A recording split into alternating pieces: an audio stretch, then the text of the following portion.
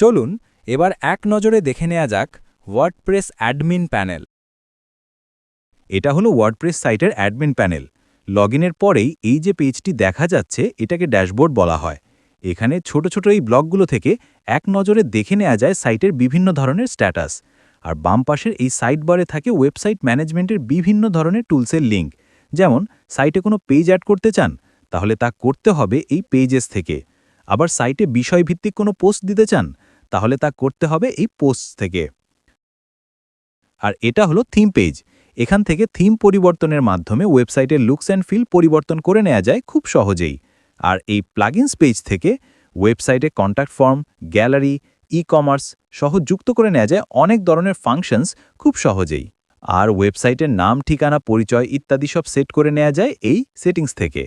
আর যদি আপনার অ্যাডমিন প্যানেলের পাসওয়ার্ড পরিবর্তন করার প্রয়োজন হয় অথবা সাইটে আরও অ্যাডমিন অ্যাড করতে চান, তাহলে তা করতে হবে এই ইউজার স্পেস থেকে।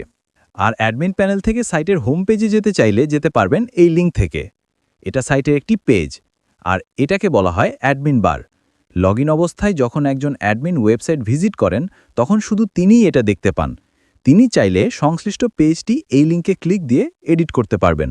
আবার চাইলে এই লিঙ্ক থেকে তিনি দ্রুত অ্যাডমিন প্যানেলের ড্যাশবোর্ডে ফিরে যেতে পারবেন। এই হলো ওয়ার্ডপ্রেস অ্যাডমিন প্যানেল। পরবর্তীতে সাইটে যখন আরও ফাংশনস যুক্ত করতে থাকবেন, তখন সেই সব ফাংশনসের সেটিংস পেজে যাওয়ার জন্য এই সাইট বারে আরও অনেক লিঙ্কস যুক্ত হতে থাকবে। Good luck!